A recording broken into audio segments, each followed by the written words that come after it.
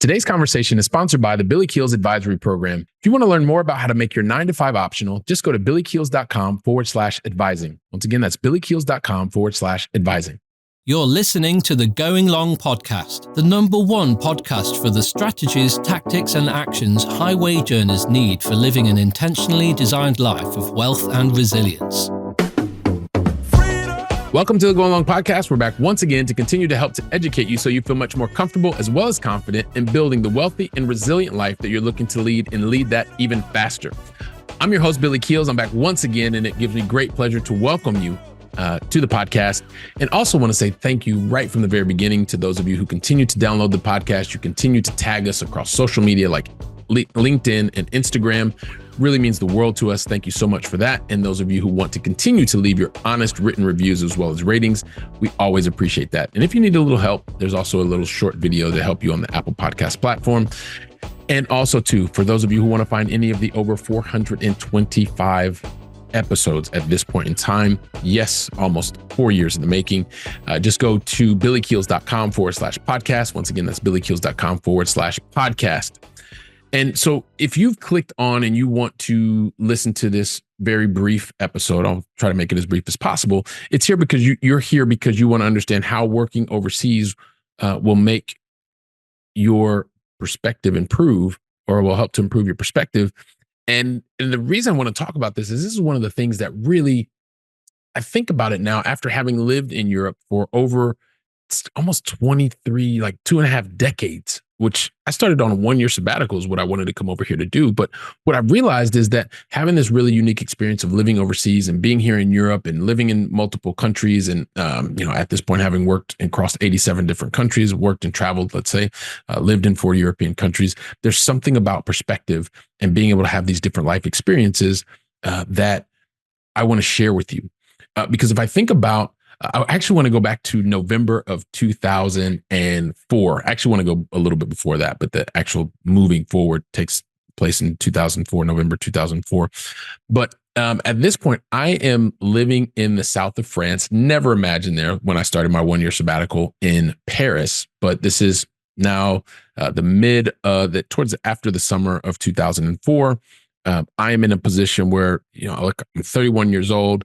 I'm single. I am working and staying in Europe because this was the life that I wanted to lead. I moved from a public relations role where I'd been working previously, managing really large teams, 300 people all over the world.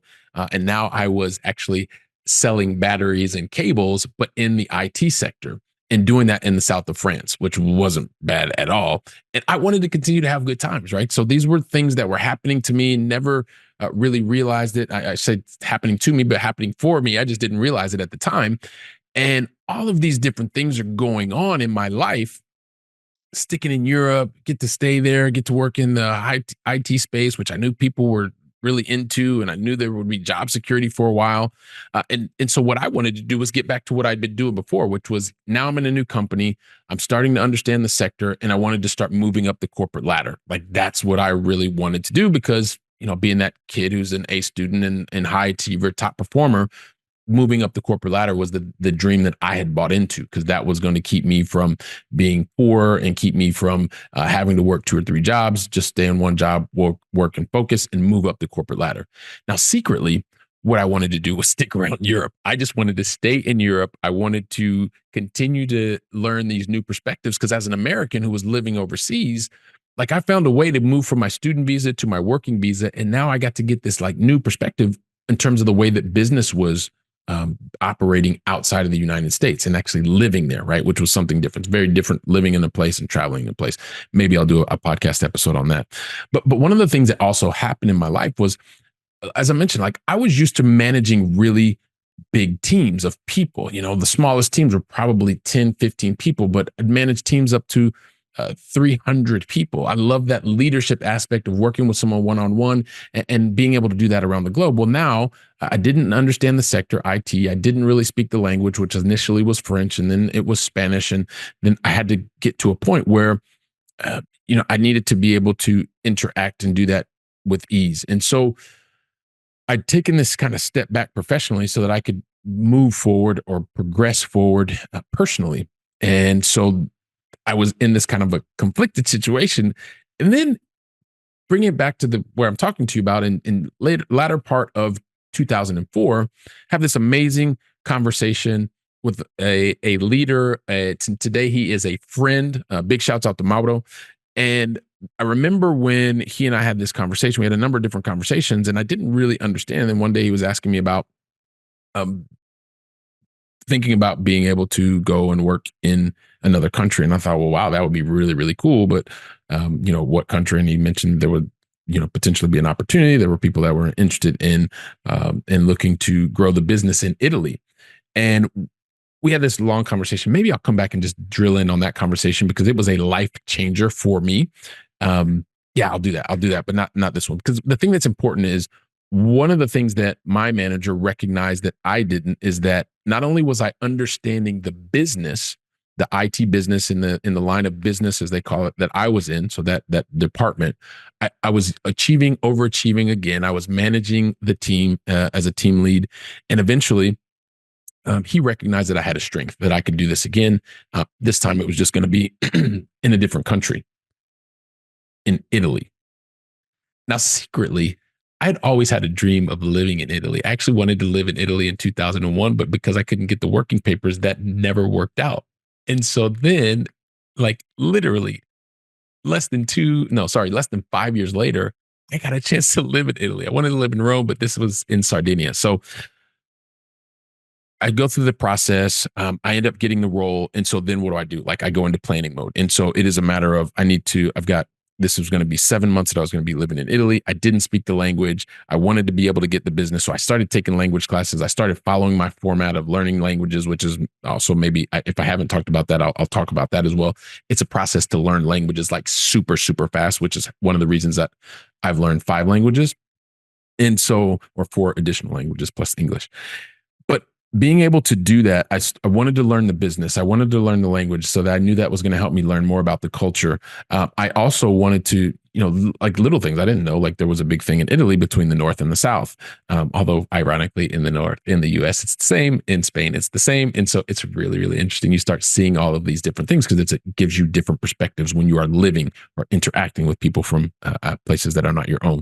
So anyway, as I start putting this plan together, everything comes together. Finally, November 2004, I leave. I'm confident. I know I'm started learning a little bit of Italian. E parlavo un po'. So I used to speak just a little bit.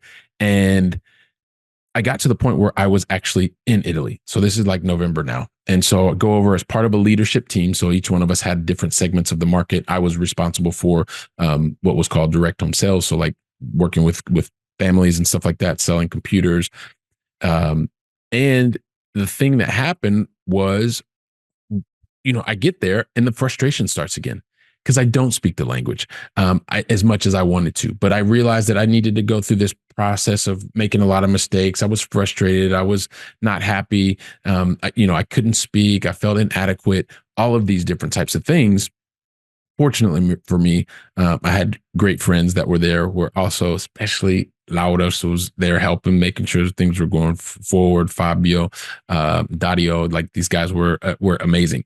And so I got through that point, and before I knew it, it was the end of 7 months. And so at the end of the 7 months, here's the thing, right? Not only I did have the opportunity to build a team and live in Italy, which was like one of my dream destinations. That part was cool. But what was even better was the fact that now this guy from the US, me, who had lived in the US, then lived in France, was now in 2 different places in France, in Paris and Montpellier, now living in Italy, in Sardinia, right? I started to understand and recognize patterns. I started seeing things, not because I theoretically understood about it, but I started gaining my own perspective because I was living in a new place. I was working day to day with people that come from different backgrounds, different nationalities, different cultures than my own, speaking different languages. That gave me a massive amount of confidence in terms of being able to work into a new culture, to recognize, to analyze, and be able to help not only build a business, but help grow the people, the individuals that were there, and having this clarity of being able to do it quickly and being able to have the clarity of understanding what needs to happen and knowing that these accomplishments can be achieved. Like I said, it just gave an amazing amount of confidence and also created a momentum that I knew I would be able to take any other place. And so when you start thinking about like working overseas, and sometimes I know people can get apprehensive about it, other people really want to dive into it. This is just a very small snippet of my story and the positive outcomes that I know when you work overseas, it's going to help to improve your perspective and make a larger impact on others. And so I just wanted to share that with you because I know it's coming to, well, depending on when you're listening to this, and maybe you have this is the time of year that you're really thinking about, okay, should I think about moving myself, my family overseas? I've been there. I've done it over 2 decades of working and living outside the US, living in France, Italy, Spain. And I know that this is one of the greatest ways for you to add perspective to your life. So I'll stop there. And I would also say, if you know someone who is thinking about this, they are saying, hey, look, I want to get a new perspective, or I want to live overseas, or I've been thinking about this, share today's episode with them. It's really simple. It's really easy. Just forward it over to them. It makes it super simple, and you're the person who's actually helping them. So while you're doing that, I'll be preparing for the next solo episode and getting it out to you as quickly as possible. So until then, go out and make it a great day. And thank you very much. Today's conversation was sponsored by the Billy Keels Advisory Program. If you're looking to make your 9-to-5 optional and need some help, just go to billykeels.com/advising. Once again, that's billykeels.com/advising.